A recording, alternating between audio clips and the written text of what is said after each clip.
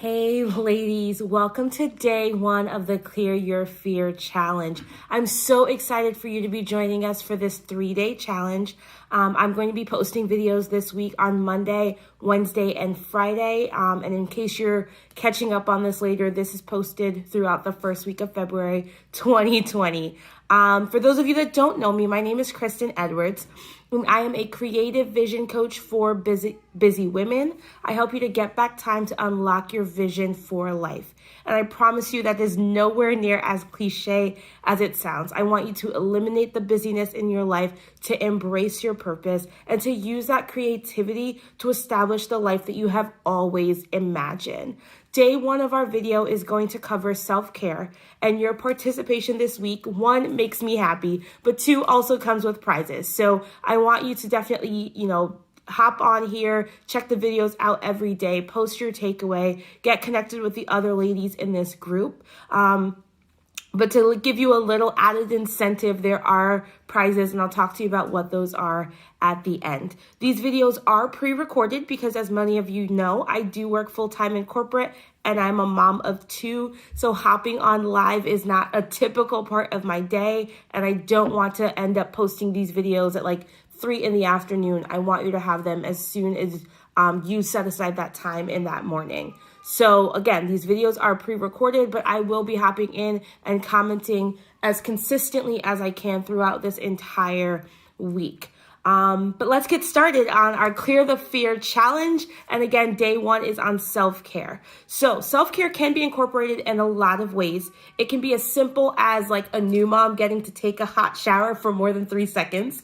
Or it could be really luxurious, like a massage and facial at the spa across town. But what I'm going to talk to you about are some self-care habits that I want you to incorporate on a more consistent basis, and I'll talk about the benefit for those as well.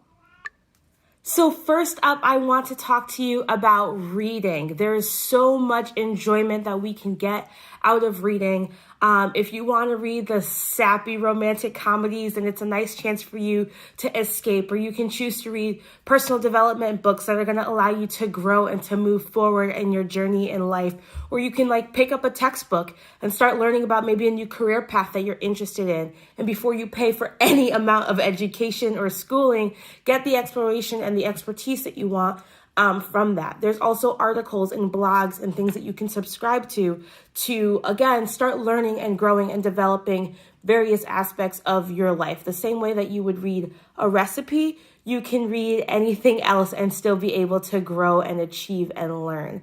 And I can hear some of you already saying, well, reading is hard. I don't have the time. You don't know what it's like. Again, I work full time. I have 2 kids. I'm involved in 1,020 other things as well, in addition to running a business. So I definitely do know what it's like. So for me personally, I listen to audiobooks. I used to subscribe to Audible. I recently changed over, and I'm actually in a trial period, truthfully, of something called Scribd. And basically, you pay a certain amount per month, and you can get, on Audible, you get 1 book a month. On Scribd, you get unlimited books, and it's kind of like a Kindle and Audible rolled up into one for this app. So $10 a month, I have unlimited books. I'm already on my 4th book for the year 2020. It's the end. I guess it's February already, which is crazy to think. So you don't have to limit yourself and say, I don't have time. You can turn those headphones up on super loud while you're vacuuming your house and get your audiobooks in there, or you can listen to audiobooks while you are on your morning commute to work, or anything else. Audiobooks at the gym. I've definitely, caught up on a chapter or 2 while at the gym as well to be able to hit my reading goals. But reading is a huge form of self-care and something that I want you to do. Another thing is to journal. So you do not need to buy like the $20 fancy journal unless you want to. Honestly, you can go to the dollar store or go to Walmart and get like a 97-cent notebook, or maybe you can splurge and do like a $4.96 notebook. It really doesn't matter how much money that you decide to spend. The important thing is that you decide to sit down and write. An easy thing to do is a gratitude journal, and is to write down 10 things that you are grateful for before you go to bed every night. There's a lot of gratitude challenges and stuff that you can Google or look up on Pinterest as well for different things. Another thing is just to say, maybe you're an aspiring writer, and it's just to say every morning or every night, depending on how your schedule looks, I'm going to write for 5 minutes. And you literally set a stopwatch and you write for that period of time. And whether it's, writing about your day and things that occurred, or writing a letter to the person who really ticked you off, letting them know how you feel, but not passing it on to them, whatever it is, it's a great form of healing and self-care and allowing you to move forward with the things that are happening in your life.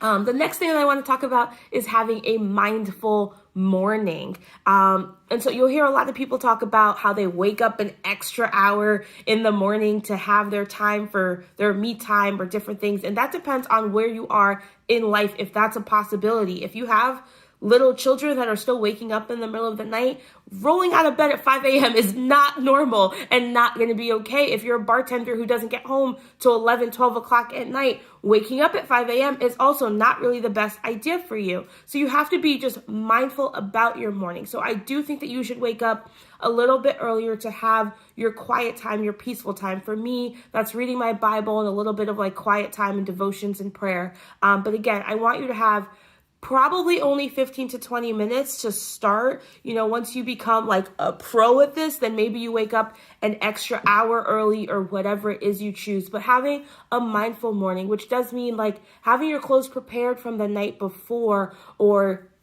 different things that maybe you can do the night before. And I'm kind of jumping ahead into the evening routine topic, but that's going to prepare you to be able to spend your time and not have to deal with the craziness that the morning can bring when the kids wake up late, or you forgot that it snowed and need to go clean out your car and warm up. But when you have a mindful morning, you're more intentional and able to handle the other things that are coming for you. The other thing is is an evening routine, which I will also add that, having a weekend prep period is also helpful. So if you do your laundry on the weekends, you do your grocery shopping on the weekends, you prep out and have ideas for what types of meals you're going to be eating during the week. Those are all things that are going to help you, kind of figure out where you need to go and what you're doing as well. Ironing your clothes. My son wears a uniform, so I iron all of his clothes on Sunday evening so he can just like grab and go when it comes time for the morning. And quite frankly, doing that same thing for myself. So I'll iron, 3 or 4 different outfits ready for the week, leaving room for changing my mind because I am a woman, and realizing that I might change my mind and maybe I'm like, okay, I won't wear this week. I'll wear it next week. And iron a couple more, Thursday evening as well, to get me through Friday and Monday as well, in terms of being ready for the week. So, just think about things that you can add and incorporate as well. Maybe you throw something in the crock pot that night, so when you wake up in the morning, all you have to do is throw it into the meal containers and everyone has their lunch to take right out the door. So again, think of different ways that you can simplify your routine with either evening prep or weekend prep, so that your morning you can be more intentional and focused and prepared, and not stressing around to iron and shower and this and that and this and that in order to get out the door on time and ready for your morning. Exercise. I cannot say that enough. I don't care what you do for exercise. You can define that for yourself and where you are. And if you haven't done it since you were 10 years old, then you should probably talk to your doctor before you start. But there are like literally 1 out of 1,000 people that are not allowed to exercise in this world. Seriously, I don't care where you are or what your background is or what you've been through. I don't care if you have aches and pains, broken bones, like whatever it is, there is something that you can do to still keep your momentum going. My grandmother was 97 when she passed away. And that woman woke up living in Canada where it's cold and snowy. And she woke up every day and took her 9:30 walk. Every single day she took her walk at 9:30 in the morning, except for Sundays because she was getting ready for church. But then she had to walk around in church. So rain, snow, ice, 90-degree weather, whatever it was, my grandmother was up and dressed and walking at 97 years old. And part of the reason I think that she was able to live such a long life is because she ate right and she was walking. So no, she wasn't like a bodybuilder and weightlifting, and she definitely wasn't doing Zumba,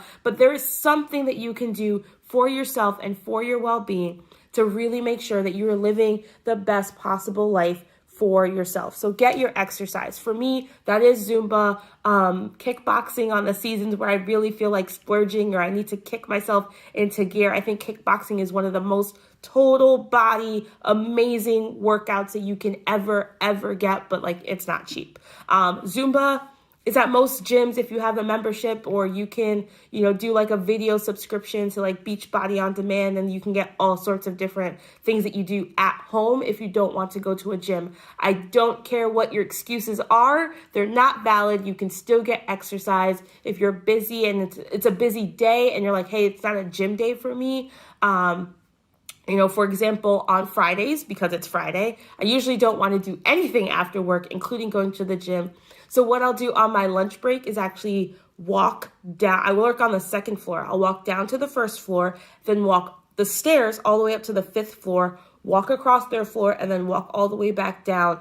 I'll do that like once or twice again on my lunch break, just to like have my heart racing, have some momentum in my body. No, it's not a workout. It takes me about 15 minutes to do the whole thing, but it's a little bit of some movement and keeps my heart going, even though it's an off day for the gym.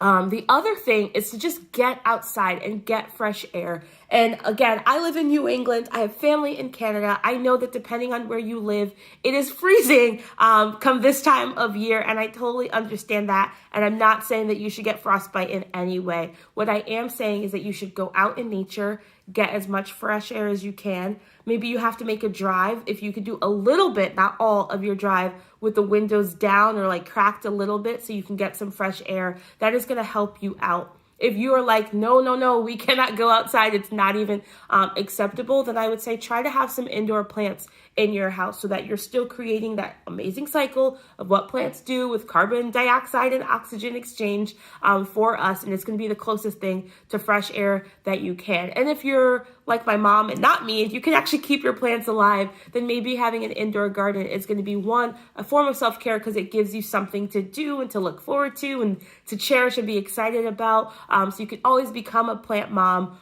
Or if you're like me and you don't want to hurt the plants, just go for a hike and go see nature in however way that you can. Another thing that you can do for your self-care is to actually limit your screen time. So I know that you need a screen in order to watch this video, and so I appreciate that you are here, and I do think social media, as well as the internet and television and all these things, have good things to offer us, but spending too much time on any particular thing is just as much of a problem. So sometimes you need to shut it off. Sometimes you need to say, like, I'm going to step back and not be on social media for the next 2 days or for the next week, or maybe you need to do like a whole month cleanse. I know there's people who give up like Facebook for Lent or those kind of things. So again, do what's best for you. You know yourself better than I will ever know you. But I do think that it's very important for you to say, okay, less social media, less screen time for this period or limit yourself and say, okay, I can only go on from 10 to 10:15 in the morning and from 6:15 to 6:30 at night. And then like, that's it for the day. So again, do what's best for you. But in terms of self-care, hot showers or super fancy massages are always great, but also expensive. But reading or listening to books, journaling as often as you can daily is like rockstar stellar. Having a mindful morning, creating an evening routine so that you can have that mindful morning, getting your exercise, finding time in nature or just become a plant mom, less time on social media, less time away from screens. And again, like I got a pedicure for my birthday. So that's an amazing thing that you can do for self-care. Taking naps on the weekends. When my kids take naps, I take naps on the weekends. Finding the thing that makes you happy is the thing that is self-care. So if it is spending time with a particular person or group of people that you don't always get to see, then hey, let's have a girls' night, or hey, let's have a date night. That's great for your relationship, but that's also going to be able to refuel you as well. So there's a million things that you can incorporate, and they all happen at various levels. But I do think it's really important for you to try something for anywhere from 21 days to 30 days.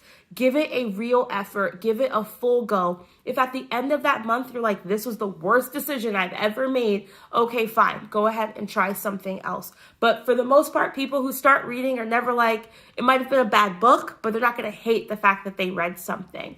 You're never going to be bad at journaling because it's just letting your thoughts out. And unless you're trying to publish it, doesn't matter. So be easy on yourself. Feel free to switch it up every now and then. The same way you might need to switch up your gym routine or your eating habits, you can also switch up what you choose to have as your self-care habits. So again, if you think that all of these things or any of these things, that any combination is the worst thing that you've ever done in your life, call me. Like, I will give you my personal cell phone number and we can talk, because that is a whole nother thing. One out of these several things that I've mentioned is good for your self-care, and doing multiple aspects of them are cool too. And yes, I still watch TV. So like, I know I said less screen time, but like, you can watch some TV, just not, 24 hours straight of TV on a consistent basis. If you enjoyed this video, I really, really hope that you'll invite some other ladies to join us in this group, and that you can share not only this video, but the other videos that are coming up as well. For every person that you invite to this group, you do get one entry into the raffle. For every comment that you have on a video, you get 2 entries. And if you share a big takeaway by creating a new post or writing a paragraph type of comment, then you get 3 entries into the raffle. And the prizes include getting a coaching journal, which actually has like self-guided things for you to reflect and guide you through, whether you do that over a period of a month or you do it over a year. It's a really awesome coaching journal that is from Leaders in Heels. I will also have a Starbucks gift card, not telling you the amount, but I will make it worth it. So I want you to get your coffee and again, have that time for yourself to journal, to write, to think, to listen to your audiobook, to read as well. So I'll support your coffee habit while you get some self-care in. You'll also get prizes also include a copy of my new ebook, which does come out on Tuesday, February 4th. It will be officially live and ready, but you can pre-order whenever you feel like, or if you're watching this after Tuesday, February 4th, just buy it. But that is one of the prizes that will be offered. And then the grand prize, which I'm so excited to be offering, is a 30-day coaching intensive with me. So again, ways for you to get your name into the raffle for all of these things is if you invite someone, you get 1 entry. If you leave a comment, you get 2 entries. If you post a significant, like not 1 sentence, but like a paragraph of a takeaway, you get 3 entries. And then you can win things like a coaching journal, a Starbucks gift card, a copy of my new ebook, or the grand prize is a 30-day coaching intensive from yours truly. So those are the prizes. I really hope that you guys are getting something out of these videos. I'll be back for day 2 on Wednesday to see everything. But again, I'll be in the comments and responding and connecting with all of you throughout this week as well. I hope you were able to get something really exciting out of the day 1 of the Clear the Fear Challenge. I'm so excited to see what you guys will share, and I will talk to you soon. Bye.